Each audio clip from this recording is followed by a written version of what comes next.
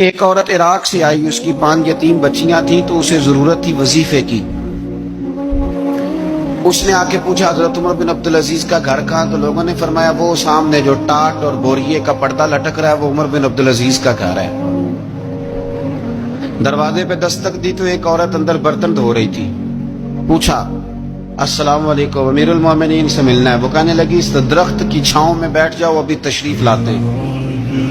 تھوڑی دیر گزری تو حضرت عمر بن عبدالعزیز آئے تو کنویں سے پانی نکال کے نا، سین میں کنواں تھا تو جو جگہ میں مٹی اڑ رہی تھی نا، گرد اڑ رہی تھی، ہوتا ہے نا عصر کے بعد لوگ پانی پھینکتے ہیں، وہاں پانی پھینکنے لگے، چھڑکاؤ کرنے لگے۔ تو تھوڑی تھوڑی باتیں وہ خاتون آپ سے کرنے لگی تو وہ جو عورت آئی تھی نا وہ کہنے لگی تم غلام سے باتیں کر رہی ہو، تمہیں پردہ کرنا چاہیے۔ وہ کہنے لگی یہ غلام نہیں، یہ میرے شوہر ہے اور یہ امیر المومنین عمر بن عبدالعزیز ہے۔ کہنے لگی یہ عمر بن عبدالعزیز ہے؟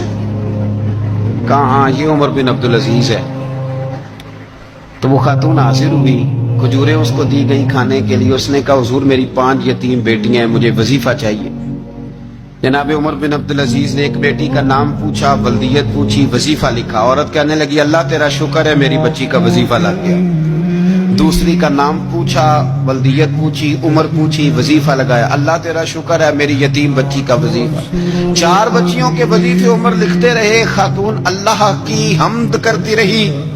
5ویں کا لکھنے لگے تو کہنے لگی میں نے زمانہ بڑا دیکھا ہے پر عمر بن عبدالعزیز تیری طرح کا بندہ نہیں دیکھا۔ آپ فرمانے لگے اب میں 5ویں کا وظیفہ نہیں لکھتا، 4 کا وظیفہ جا کے گورنر سے منظور کرا لے اور 4 کو کہنا تھوڑا تھوڑا 5ویں کو بھی دے دے۔ حضور کیوں نہیں لکھتے؟ فرمایا جب تک تو حمد کے لائق رب کی حمد کر رہی تھی میں وظیفے لکھ رہا تھا، اب تو نے میری تعریفیں شروع کر دی۔ اپنی تعریف پر کیسے وظیفہ لکھوں؟ وہ تو حمد کے لائق ہے، اس کی حمد ہونی چاہیے، لیکن میں اپنی تعریف پر، اپنی خوشامد پر میں نہیں لکھتا۔ جا اللہ تعالیٰ تیری لیے بہتری کرے۔ وہ خاتون کہتی ہے میں وہاں سے آئی، مجھے مہینوں لگ گئے، سفر لمبا تھا،